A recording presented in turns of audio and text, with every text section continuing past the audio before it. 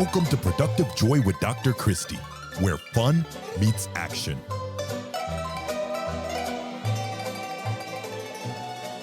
Hi, friends. Welcome to Productive Joy. We are in for such a treat today because Michelle and I are going to have a blast together, and you guys are going to get to be a part of it. But before we get started, do me a favor, follow this podcast. If you're not already following, then you don't get alerts when people like Michelle join us, and I really want you to. And even more importantly, share it with a friend, because I guarantee everybody you know could use a little shot of B12, which is exactly what they're going to get today from our friend Michelle Hensley. So Michelle is lots of things. She is an expert gift wrap trainer. Cannot wait to find more out about that. She's a CEO. She's a business coach. She is a grandmother to 9 grandbabies, and they are the joy of her life, but she also loves being a mom. She has made a quilt for almost all of the kids. She has 2 left to go, but she has made beautiful quilts for all of them. She loves to hike and walk, and she loves health in general, and she loves a good glass of red wine, and we are thrilled to death to have her. So welcome to Productive Joy, Michelle. Oh, gosh, it's an honor to be here. Thank you so much. I just appreciate the time, and I look forward to sharing my story. I can't wait to hear your story, and I know everybody else is waiting with bated breath, and we need to convince them to keep listening. So what would you say to our listeners in like 30 seconds or less that's going to make them go, oh my gosh, I can't wait for this episode? I would say be prepared for adversity and manage your expectations. Well, that's rather well said. Okay, so tell us how you got here, because that whole adversity thing starts happening at, birth, and it keeps going. But why don't you give us a little bit more about your story? Sure. Well, for me, it started in 2014 when I became a widow. My husband was a pastor, and I was homeschooling all my children, and everything was pro bono. I was a counselor, giving my services away. Ran a nonprofit, started and ran a nonprofit for the working poor, where we fed about 73,000 people a year. Wow. Started with $5 in an envelope. I just have an idea, and I tend to launch, then learn. It's just been a motto of mine, not unbeknownst to myself. And in 2012, I was counseling with a doctor and his wife, and my husband approached the doctor and said, I have a mole growing on my arm, and I'd like you to look at it. And he said, come on into the office, we'll do pathology. And he found out that he had stage 3 metastatic melanoma, and it went to stage 4 within 30 days. And my whole world was turned upside down because I was 48 years old and still homeschooling with children to launch. And so for the next 2 years, we were at a run and did a lot of research, a lot of study. I have a lot of thoughts about all that, cancer and or different medications and things. Anyway, when, and here I am, a pastor's wife, my faith is very strong. I love the Lord. I am up every day at 3:30, seeking the Lord and praying and reading my Bible. So you never think that these things are going to happen to you, because you think, well, wait a minute. I believe in God. I have faith. I believe that he's going to be fine. And that's literally how he believed. And so he had a saddle pulmonary embolism in April of 2014. And 4 weeks later passed away. And during that time, we had to find a funeral home and a cemetery for him to be buried. And it was quite the journey. And so very sad. But at the same time, we have faith, but still never thinking I was really going to face loss. So he passed away on May 28th, 2014. And I was paid by the church for a year, which, is right. I mean, they have another family to take care of. They have the associate pastors moving up, and I had to close my nonprofit. The family was a little fragmented because we were running the church and now we're not. So it's quite a transition.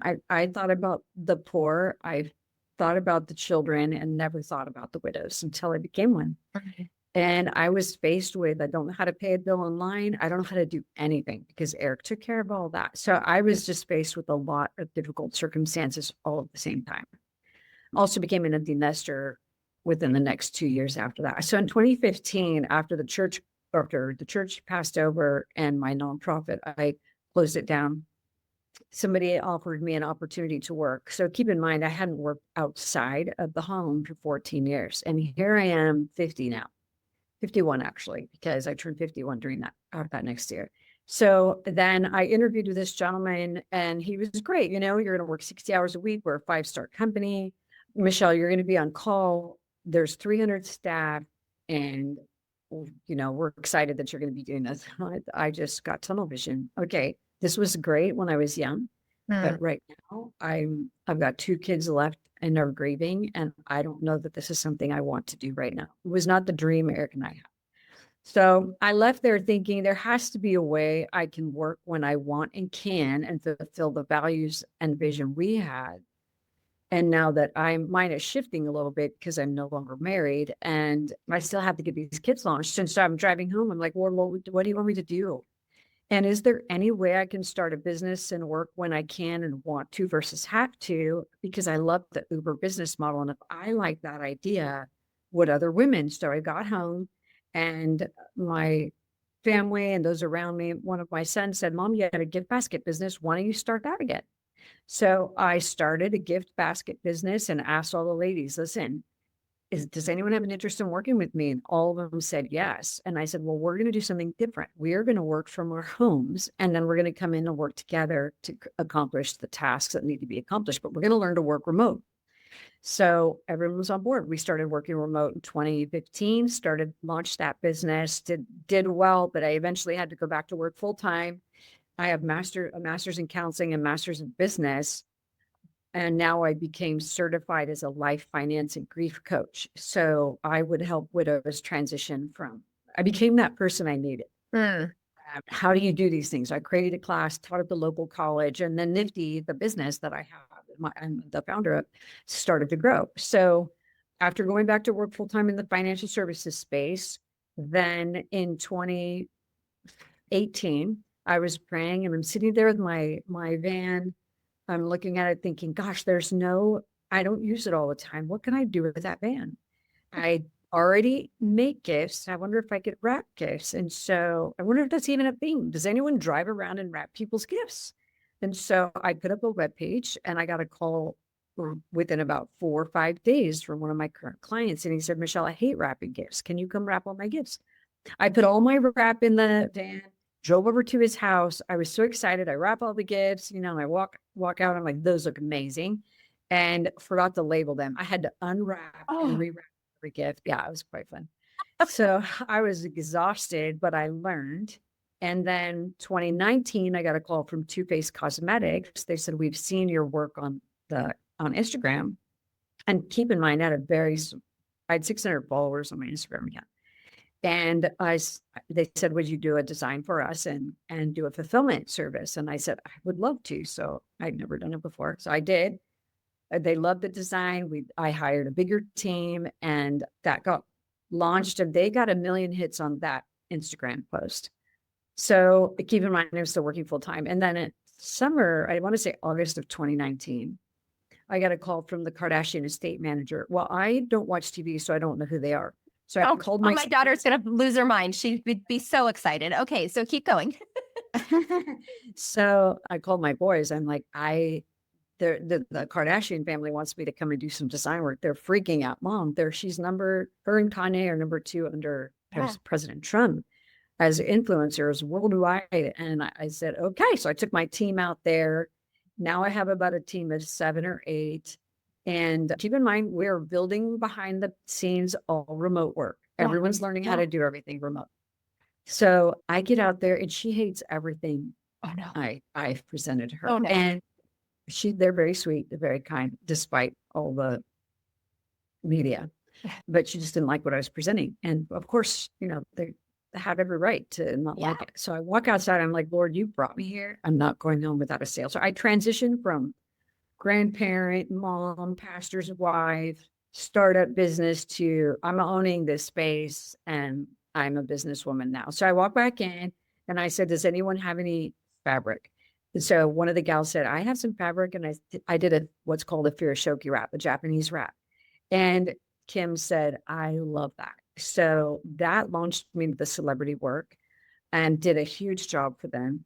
several years in a row. And then we won 10 stars off of their magazine called Poosh. And then we kept getting called by other celebrities. I got called from New York, Florida. So I began to train remotely and grow the gift wrappers across the nation. That was a lot of work, but we made that happen. And then I had universities and schools call me and say, how did you start this business? And where'd you come up with the idea? So it's a complete niche business that I started that, and, I give credit to the Lord because there's no way I could have come up with that on my own. Yeah. But wait, including hold on. free. I have lots of questions for you, Michelle. Well, because everything that you have done, it seems as if there has been some divine intervention, right? Absolutely. So sorry for your loss. And I'm so sorry that that was the impetus that put you in this space.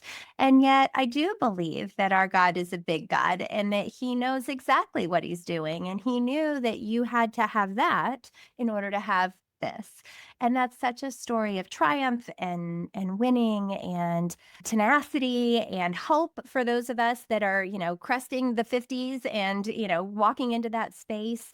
So thank you. Thank you for choosing to tell your story and for being willing to let women know that you're not done yet, right? Like there's a lot of things to do. So let's back up because you said you started this niche business and it happened just kind of by happenstance. You looked at your van and you said, look, it's empty. What could I do with it?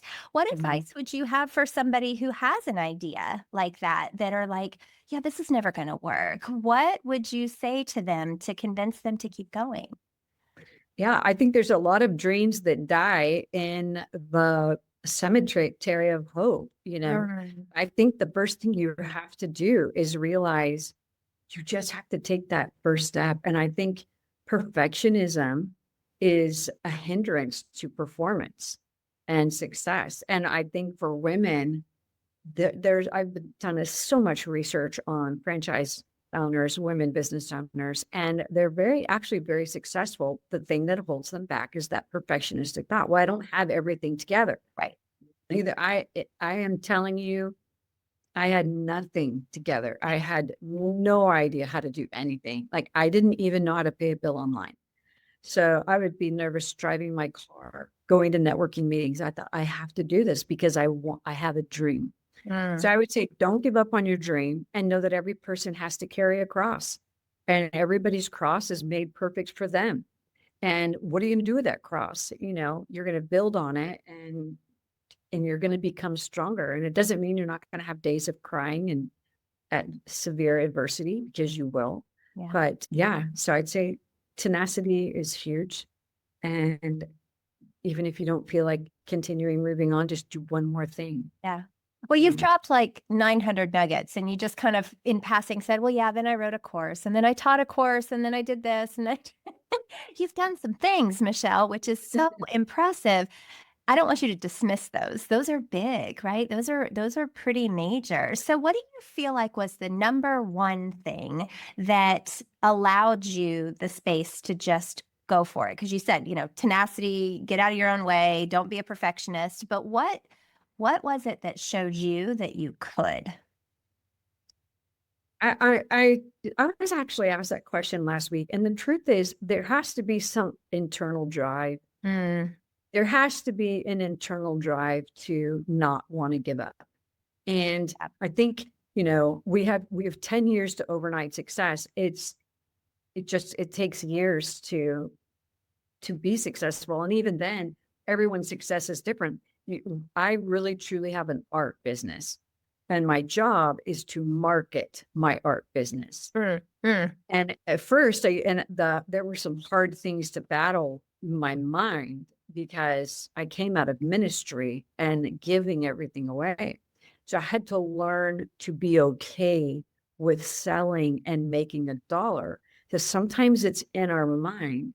And I read this great book by David Green. He started Hobby Lobby, him and his wife. And I'm telling you, his words broke through my own mindset, which was, God wants godly merchants. And merchants uphold the church because they give money to the church. And so not everybody can be in ministry. And that had nothing to do with what he was going through, except he was just explaining this. but it was quite a breakthrough for me. Because then I thought, okay, God has taken me from ministry to becoming a merchant. Yeah. And if I am a merchant, I need to do a good job, because the Bible also tells me to steward well and plant and sow. And then I just had to learn to skill myself. And there's so much free information out there. Yeah.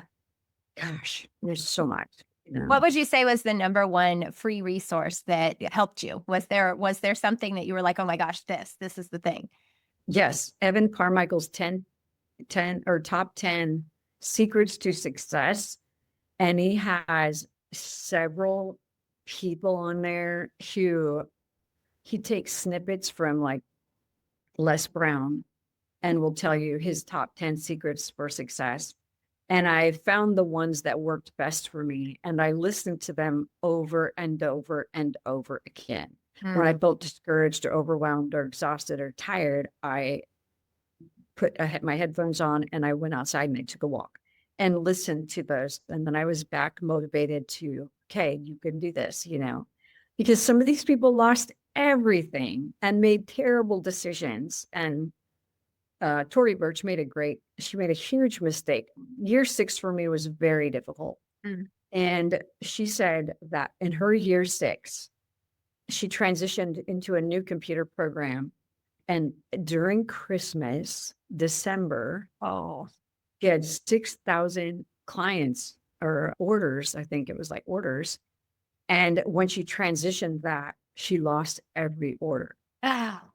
So she was, should I give up? Should I, she had to really push through that very difficult year. And that was very motivating to me. So I listened to that over and over again. Well, what I hear from you, Michelle, that is so encouraging is that you didn't feel like you had to have all the answers. You just sought out those answers from others and then held on to them, recognized that you needed to hear them over and over again, right? It's not a one and done. You can't listen to it once and go, hey, I got it. We're good. It's that daily practice of being motivated and being focused, and it's working beautifully for you. I am so impressed and just thrilled that you are willing to share your story with others, because I think sometimes really amazing things happen and nobody knows about it because they don't choose to say, hey, and this could happen to you too, and here are the steps that I did. So before we talk about what you're doing now, which is some exciting stuff, I need to know, what would you, or how would you describe productive joy? If you had to give it some sort of description or definition, what would be yours?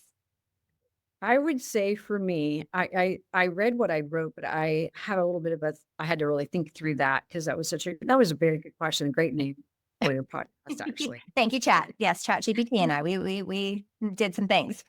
I think productive joy. So for me, this morning I was walking and praying, and I was thinking about, prior to this conversation, that every day I wake up and choose joy.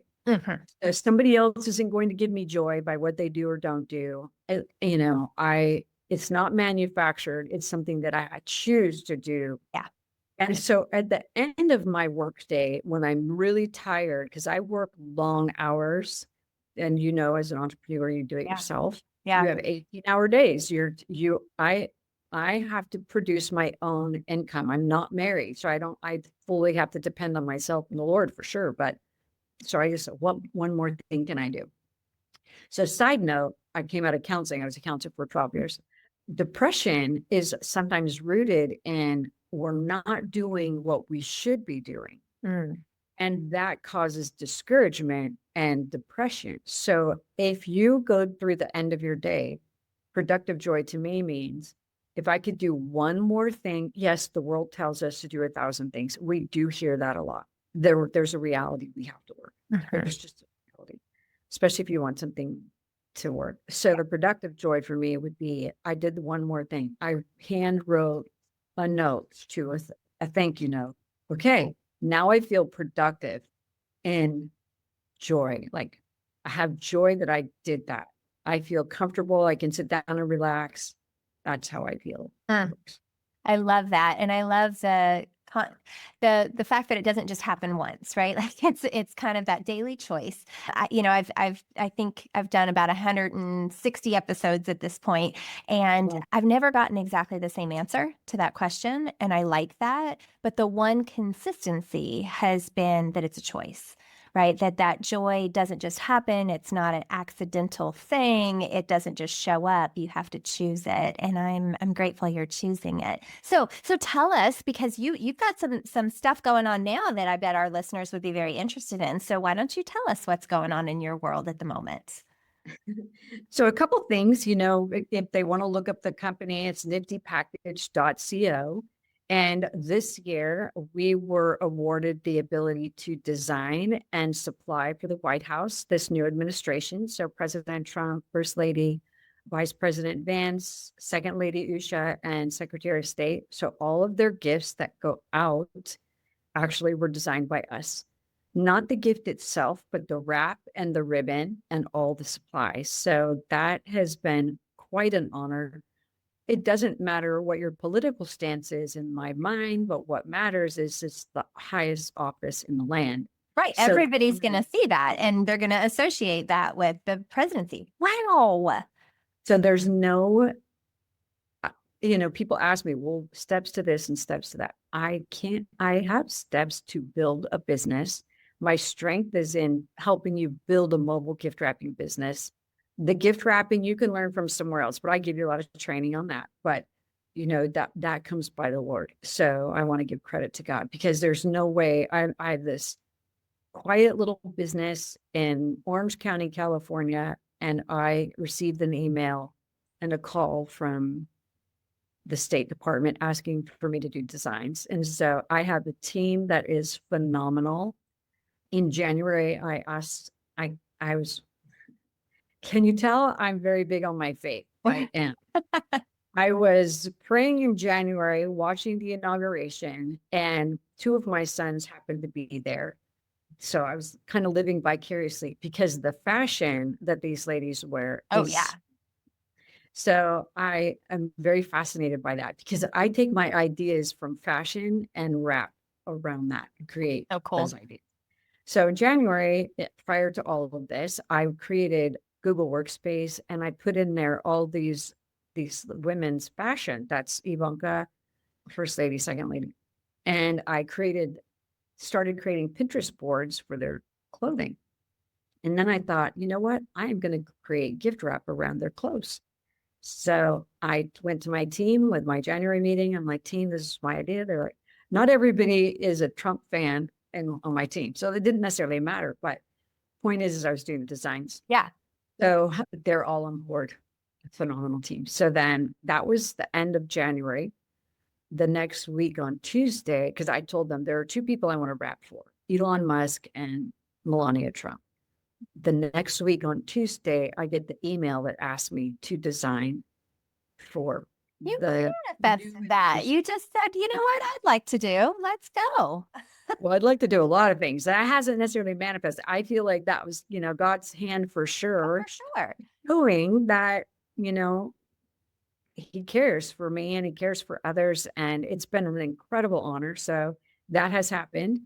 And I think to put a bow on that, no pun intended, but that's rather cute, right? But to put a bow on that, I think what I hear from you is you're manifesting hope, right? Like you're praying, you're saying, I really believe that this can happen. And then you're letting it happen. I think sometimes we have these ideas in our heads, but we're so scared to say them out loud that we don't, and then they don't happen. But what would happen if we did, right? What it would happen if we just said, you know what I'd like to do? I'd like to design for this presidency and make these beautiful gifts for people, because of course they're giving gifts all the time. How great that you just said it. And I think that's the takeaway I want people to hear that are listening right now. So for my listeners, our listeners, please say it out loud, put it out there, right? Like say, I would like to do this, and then work your tail off so that you get closer. Because it's not like you just then sat back and said, okay, well, I guess, right? Things happen because you work for them. And that's beautiful. So true. It's so true. Spurgeon said this, and it's such a great statement. He said, pray as if it depends on God, and work as if it depends on you. Hmm. So if you just have to put the work in, Yeah. it doesn't automatically come. You do have to do the work. So, that's a huge blessing. So that's nifty. We are the #1 mobile gift wrapping business in the nation and the #1 luxury gift basket business. So we give out, our baskets are incredible. Yes, Um, they are incredible, beautiful. Thank you. So I want to say a year and a half, 2 years ago, it's been since 2023, January 2023, I started on the journey of writing the book Mhm. and creating all the classes. And that took a lot of work and a lot of focus. I have something called dysgraphia, dyslexic, Okay. and it was diagnosed when I was 34, but you kind of have a problem with space and certain things, but then I had this genius IQ. So it didn't match, it's quite interesting. So I've had to learn a lot in order to make certain things happen, especially the classes. I have a great team that's helped me with that, but people can learn how to start their own mobile gift wrapping business. You have, like I said earlier, you have a lot of people who teach you how to gift wrap, but what I teach is the business of this side hustle. And it can be a full-time job for you. It's a really good secondary job for somebody who's married or a young person who wants to have side hustle for holidays. It's great. Oh, that's Very awesome. lucrative. Yeah. Definitely. Well, and I can remember, this is on a very minor scale, but my mom used to hire my best friend to wrap my Christmas presents because she just didn't have time, right? I think that that's something people have been doing a long time, but she certainly wasn't making them works of art.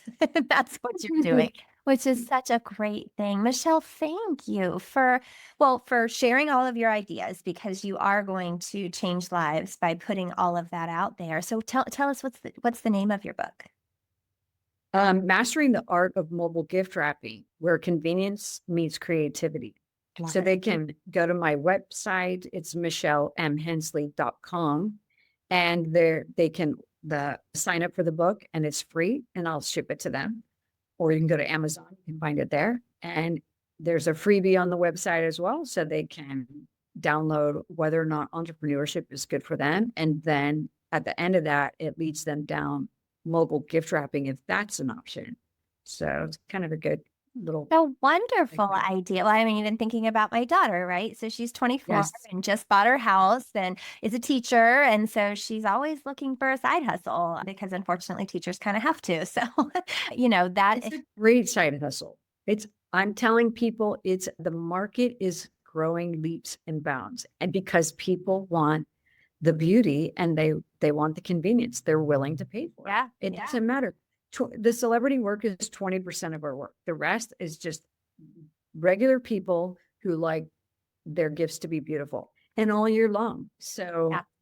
the Yes, there are 12 birthdays and there are graduations and all kinds of events happening all the time. So I'm going to guess that some of your work is pretty seasonal, in that you're probably really busy at the holidays, right? Like the Christmas holidays. Yeah. And again, around May, June, when weddings and all of the graduations are happening, I can definitely see where you have some cycles. And you have events. We have a lot of events. So we wrap for gifts, we wrap for events, but we also do the gift baskets and gifts. So cool. Yeah. I just love it. Well, thank you so much for sharing. Just for Thanks for having me. You have such a fascinating story. And again, I'm sorry that it starts in tragedy, but it definitely ends in triumph. And that's encouraging as well. So congratulations on all of the great stuff you're doing. And even though I could talk to you all day, people just won't listen all day. So you have some rapid fire questions for you. Are you willing to answer them for me? Sure. Okay. I think these are fun. The first one being, what's your definition of fun? Spending time with my family, reading. Also, I love Korean movies. I love Korean movies. They're very good, very clean, very cool. So I like that. And then, I sew, and then I bake and cook. You definitely are artistic in every way, and that's pretty fascinating. I just talked to somebody recently about cooking being an art, and it absolutely is. So all of that fits together quite beautifully. You're creating things. I love that. Okay, Good. how do you know that you're showing up as your authentic self? Gosh, I think I had to deal with that years ago, but I am every day. I've just resolved to that fact that I'm going to be who I am. I don't have to argue with anyone. I don't have to share my opinion. I can just listen, Yeah. I don't have to, I'm not going to feel insecure to where I have to argue or make my point super strong. I show up as my authentic self, whether I'm with my children, at my job, in front of you. Yeah. Beautiful. It's a beautiful thing. Well, you don't have to think about it when you're being yourself, right? You have to work Right. really hard if all you're doing is a lie. Okay. How do you channel your best self on your worst days? I go on a walk. I listen to an inspiring message, whether that's what I was sharing with you earlier or just a Christian message. So for faith or book on tape and come back and relax, and enjoy myself. So you just take a step away. Smart. Very Pretty smart. much. Very smart. Okay. Last question, tough question. If you could, people by nature are only going to be able to hold on to one major thing that you said. So what's the one major thing that you really want to leave people with today? Don't give up on your dream. Yeah. Don't give up. If you have a thought and a dream in your heart and your mind, even if it's difficult, I think we have this false sense of optimism in terms of it should be easy. And the truth is it's not. And if you have a dream and a desire and I think optimism is important, but there's a reality. So kind of like I was saying earlier, manage your expectations. So know that you're going to have adversity and then manage your expectations and then know that this too shall pass because there are difficult days, but you will learn, you will grow, and you'll be better. Beautiful. Well, Michelle, this was delightful. Thank you so much for choosing to share your brilliance on Productive Joy. And for our listeners, thank you for continuing to be here, for continuing to show up and get that free shot of B12. It is indeed free. I love that. Yes, share it. Right, exactly. It's true though, right? Like we feel so much better once we've had somebody say, you know what, there is this thing called Productive Joy out there and we can get it. So thank you all for listening. And as always, I'm going to challenge you to do one very specific thing, and that's figure out a way to turn fun into action.